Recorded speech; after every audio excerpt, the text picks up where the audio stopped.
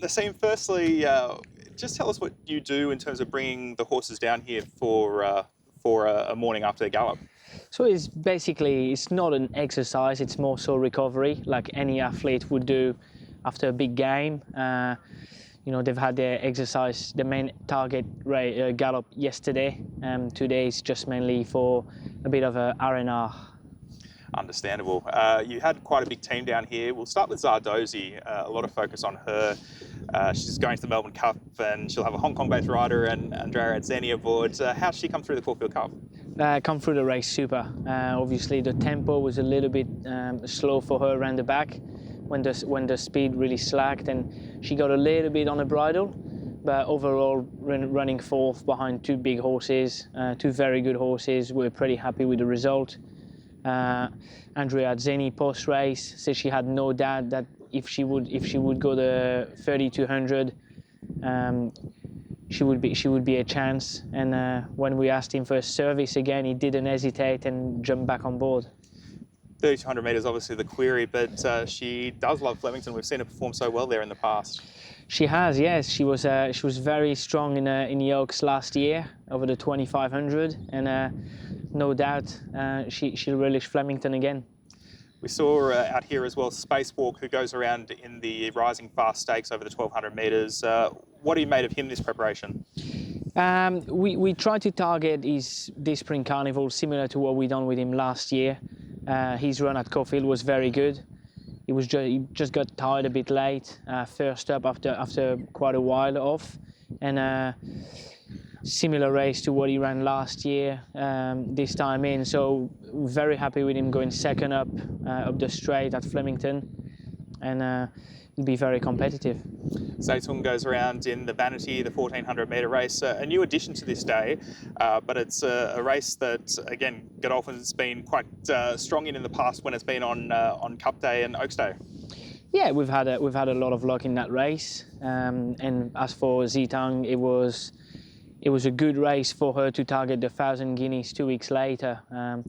We did think whether we go the 4 weeks in between run and just give her a trial in between, but she's just pulled up so well from the run at Caulfield that we targeted this race, and she'll give us the green light on Saturday whether we press on for the 1,000 guineas. It's a bit of a different preparation now for those 3-year-old fillies, because obviously the 1,000 guineas used to be a couple of weeks before, but now you've got to push them a little bit further back into the spring. Yeah, so the race now is near enough on the back end of the carnival, so gives us a chance to not have a big bundle of horses running in the same week, and gets the chance for us to spread them across. So it's probably a good thing for our horses. Kin goes down the straight in the 30 sprint, 1100 metres. Again, a race that can be quite open, but it's also a race that's been able to produce good horses going forward. For sure, she's a nice mare that's progressed over the years, and now we're stepping up to stakes class now. She ran a couple of weeks back at Caulfield, finished quite well. She really enjoys Caulfield, but also really enjoyed the Flemington Straight. So yeah, she'll run a nice race, and hopefully she can get a black type race to her name going forward, and become a broodmare later on. One horse we didn't see this morning, Traffic Warden, probably one of your big names for Derby Day, going down the straight in the Coolmore Stud Stakes. Firstly, how did he come through that issue that ruled him out of the Everest at the gates? Yeah, very unfortunate what happened in Sydney. The horse was just feeling so well, a big day, and it's very unfortunate, but he came down in Melbourne in great order. We gave him a jump out on the straight last Friday. Jamaica was very happy with him, and Jamaica galloped him again yesterday morning up the straight over 1,000 metres, and she felt that was a lot of improvements since his jump out. So obviously he's feeling really well, having missing the run, but we're coming to the race with high expectation on Saturday, and hopefully can get the job done. And he was a good 2-year-old, but he really has taken that step forward as a 3-year-old. That win in the Run to the Rose, very good, and that Golden Rose, narrow defeat to Broadsiding. Again, excellent.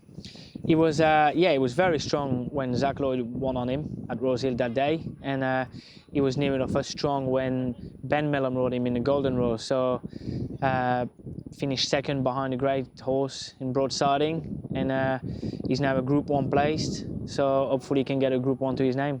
And speaking of Broadsiding, how did he come out of the Cox Plate the other day?